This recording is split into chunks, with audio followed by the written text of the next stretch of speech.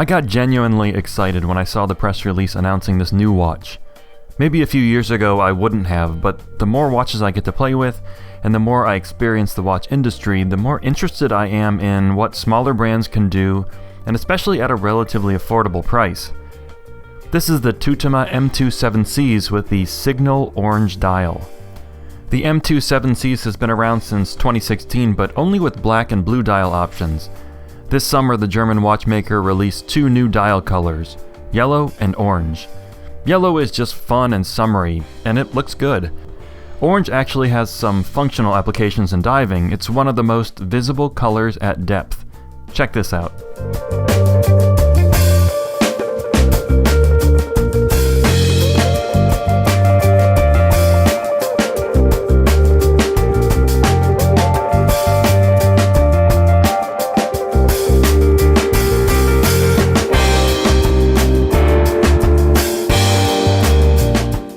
The M2 Seven Seas represents the continuation of no-nonsense modern dive watches from Tutima. The Pacific from 10 or 11 years ago, and the titanium DI300 from a similar time. The DI300 is clearly what the M2 is most closely related to. Tutima has been around for a long time, nearly 100 years now, and it has a rich history of producing military and purpose-built watches. During the 1940s and the 1980s, the brand produced watches for the German military. The watch from the 1980s was called the NATO, and also ended up being very briefly produced for the US Air Force in 1989. The M2 line of watches follows the design cues of the NATO, but for the Seven Seas we have a diver rather than a pilot's chronograph. Let's do the numbers on this watch. The case is made of lightweight bead-blasted titanium. It's 44mm across, 13mm thick, and only 45mm long. It has a water resistance of 500 meters, and of course it has a sapphire crystal. On the bracelet, the watch costs $2,300, and on the matching Kevlar and rubber strap, it's $1,900. From the top, there aren't any visible lugs on this watch, they're shrouded. But if you wanted to put your own strap on it, you'd need one that's 26mm wide at the case. Good luck. I think if you want some variation, get both the bracelet and the strap from Tutima. They're made to fit perfectly, and the color accents on the straps work really well. And it's precisely because there aren't big lugs on this watch that it's so wearable on many wrists. Many of you probably heard me say 44mm across and rolled your eyes so far back in your head that you saw your own frontal lobe. But dig this, at 45mm long, this watch is about the same length as a 36mm Rolex Explorer. Rejoice, my tiny friends.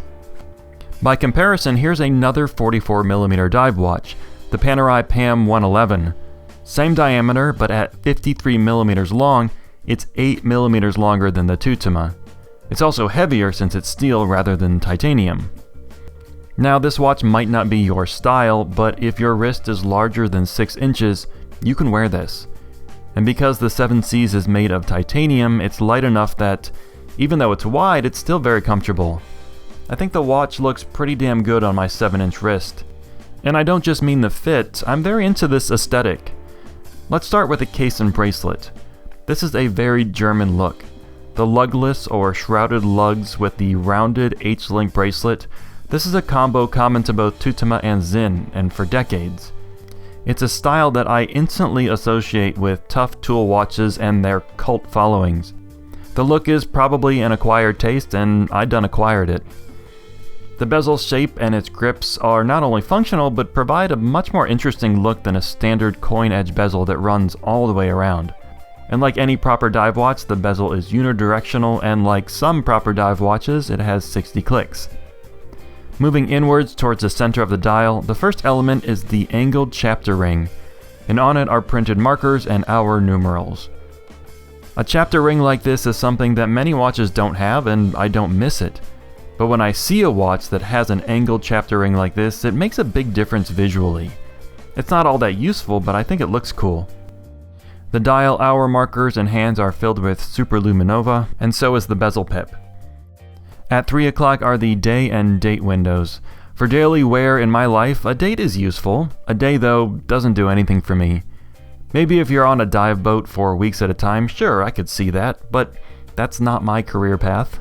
But I do like that you can choose to display the day of the week in English or German. Es macht Spaß. Inside the watch is the Tutima caliber 330. It's a modified ETA 2836-2. Tutima has decorated the rotor with their rose gold seal. You can see the movement on a few of their other watches, but not on the Seven Seas. The Seven Seas has a solid caseback with an embossed and polished tall ship. The caseback features the only polished surfaces on the watch. As for competition, there are a few watches that come to mind. If you're looking for an orange diver, there are a few from Doxa, like the Sub 300. On a bracelet, it's $2,500 and made of steel. Another difference is that it's water resistant to 300 meters rather than the 500 of the Tutima. If you want 500 meters, there's the Breitling Super Ocean in orange. It lists for $4,200, so quite a bit more than the Tutima, and it's also not titanium. For even more money, there's the Titanium Tudor Pelagos. $4,500, fully in-house movement, amazing watch. But this Tutima wears better on my wrist. Lower, shorter, more stable. The closest titanium deep diver I could find approaching the $2,300 from Tutima is the Zin T1 EZM14.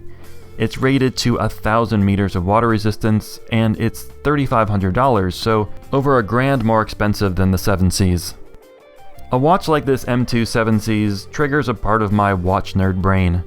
It's under the radar, but from a brand that insiders know about and respect. It's technical and tough, but shows attention to detail. It's a luxury item for most, but attainable for many. Now, this watch isn't perfect. I would change some things about it. I think at 42 or 41 millimeters this would work better for me, even with my 7-inch wrist. I also think it would appeal to more collectors, though I know a lot of men in the general public want large watches. I'd get rid of the day complication and move the date to 6 if possible. Another minor change, I might make the orange just a little more vivid, a little brighter. You see, relatively minor stuff, because the truth is, I think this is really good. A 500-meter titanium diver on a bracelet, and from a watchmaker with a rich tool watch history, for $2,300. I'm charmed by it. I realize the style isn't to everyone's taste, but I don't think you can argue against the value that the M2 Seven Seas is offering. And I'm glad I got a chance to play around with this one. It's lived up to my expectations.